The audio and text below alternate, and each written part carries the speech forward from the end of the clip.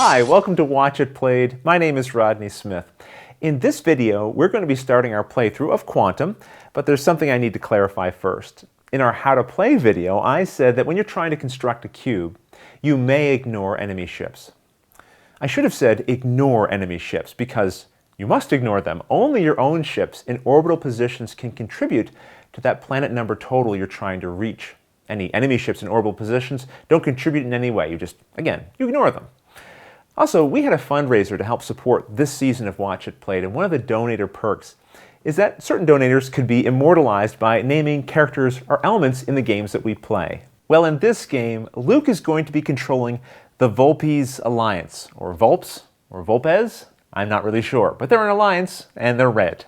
And so this character here, the leader, we're going to give a name, as provided to us from one of our viewers, John Leon, who has given him the title Mr. Starbuck. And he says this comes from Moby Dick, and he felt the name had sort of a devil-may-care attitude, which he felt represented this character's picture.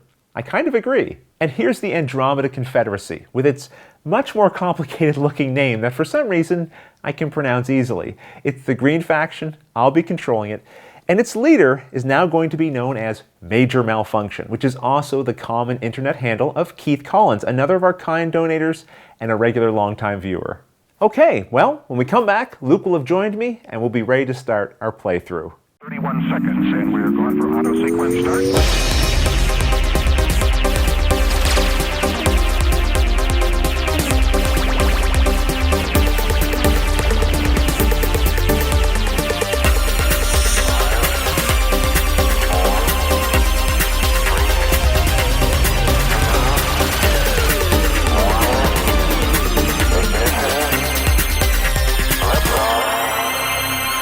All right, everyone, we're back, and we've been joined by Luke Smith. And Luke, you're going to be my competitor in this playthrough of Quantum, but he's been my competitor outside of this game as well. We've been playing a few games to prepare, right? And make sure we understand the rules. And so far, we're tied. I've won one, and Luke's won one.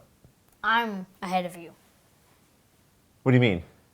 I've won 2 games, you've won 1. If you don't count the games we've played before the last 2 games that we played, then we're still tied.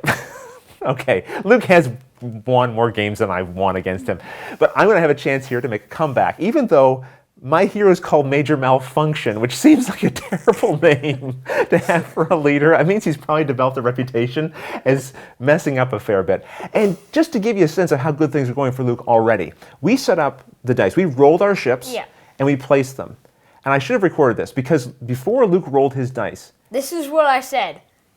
I want 6-1-2. Roll 6-1-2. That's exactly what he was looking for. And so we've already placed out our ships, and because his total ship value is less than my total ship value, Luke, you get to go first. So let's go right to the table and let's find out what he's going to do. I have 3 actions, and for my first action, I'm going to use the flagship to transport the battle station.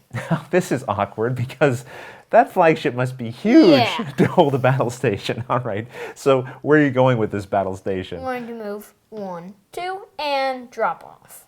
Now, I'm curious here because in one move, you could have just moved your battle station over here. So why do that? Yes, but in one action, I moved 2 ships and other business.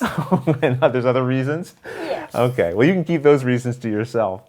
What about your second action? Then I'm going to go 1, 2, 3. And now it becomes clear why Luke was wanting these values on his dice, because he's put 2 ships in orbital positions around this planet that equal 7. He only has 1 action left, though, and you need 2 actions to construct a cube, but he is set up for next turn. So Luke, with that leftover action, what's it going to be? Research. All right, so Luke's research is going to 2, and I have to say, that was a very strong first turn. Let's go back to the table and see if I can have just as good of a turn. With my first action, I'm going to move the frigate 4 spaces. And I'm going to stop it right here beside the central planet. And then my interceptor is going to travel diagonally using its special ability to also go to this central planet. Now, I'm 1 point over what I need to be, so I'm going to use the free modify ability on the frigate to turn this into a 3. Not only is this... Yes? You can't get a quantum cube. No, I can't, but I'm set up for next turn, and this ship is now stronger than it was before in case Luke does decide to come over here and attack. Now I have one action left over, and I'm looking at this battle station, and although it's very powerful at 1, because remember, low values are stronger in combat, it's kind of useless hidden over here. So I'm going to reconfigure this die. I'm going to pick it up and roll it, and it became a destroyer. Well, all right, Mr. Starbuck, our first turns are both over. Major malfunction hasn't caused any malfunctions just yet. I'm feeling pretty good, but all of that can change, of course. I also wanted to mention, we're going to have you guys as viewers team up with Luke here against me. So when we end the episode, we're going to end on Luke's turn, and then you guys will be able to choose all 3 actions of what he gets to do. So this game works really well, turning the turn over to you guys, because you really get to make all of the decisions. But right now, Luke has to make all of the decisions, so let's go back to the table and see what he wants to do. For my first and second action, I'm going to construct a quantum cube. And that puts Luke one step closer to winning the game, because once you've placed all your quantum cubes, you win. But Luke, you still have one action left over. What's it going to be? I'm going to transport the battle station. Oh, dear me, I think you broke your battle station, Luke. Again. Okay. Where are you taking it this time? 1, 2, drop. Now, Whoa, if you hold on. This is a mad genius move. I need to stop and just acknowledge this. Explain what's happening here. This is why you beat me in this game. You see things I don't see. Tell them what's happening here, because you're out of actions now, right? Yeah, You're it's totally like, done actions. how is this an incredible idea? But my battle station's ship ability is attack one enemy next to the battle station and doesn't use an action. This is like a free attack, as long as there's an enemy adjacent. So we're now in combat. I don't want to be in combat with a battle station when I'm using my interceptor. I start the attack by pushing in. So Luke's now halfway into my space, and now we roll the dice. Luke, why don't you roll first? 1. Oh, come on. Can you beat it? I know I can't beat it, no matter what I roll. Okay, so I have 7 against 2. The lowest value wins. My ship is actually destroyed. So I actually have to re-roll this ship. And Luke, what is it? 4. It's a 4, and it goes into my scrapyard. That's not all, though. Luke, your dominance is affected. His goes up by 1, so he has a dominance of 2. My dominance would go down by 1, but I'm already at 1, so that's as low as it can go. Well, that ends the actions phase, right? You've used all 3 of your actions. Now you get rewards, because Luke placed a quantum cube. So we can take any of these gambit cards, which are the dark ones, or a command card. Gambits are one use only. If he takes one of these, they go right away.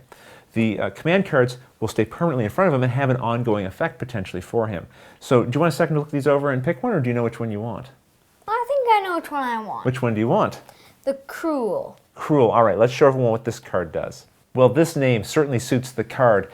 When Luke is in combat, whether attacking or defending, from now on, he will be able to force me to re-roll my dice once after I've rolled them. So even if I roll a great die that would destroy his ship, he can say, sorry, re-roll again.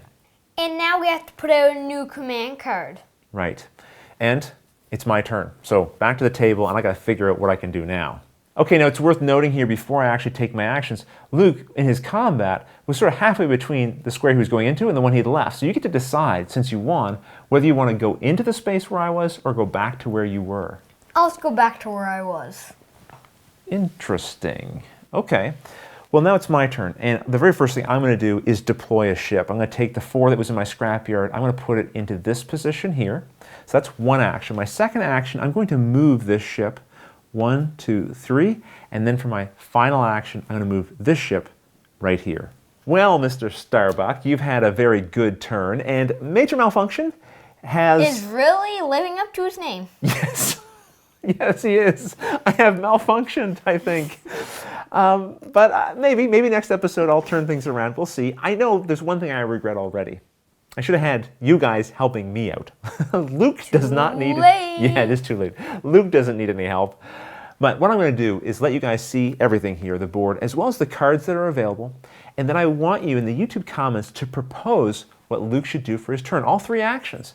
And then, if you like what someone suggested, give them a thumbs up. If you don't like what someone suggested, propose your own ideas and maybe someone will vote for yours. Whichever one gets the most votes, that's what we're going to come back and do in the next episode. And we're going to try to release these videos pretty quickly, so you don't have a lot of time. Think quickly and let us know what you want to do. But until the next episode, thanks for watching.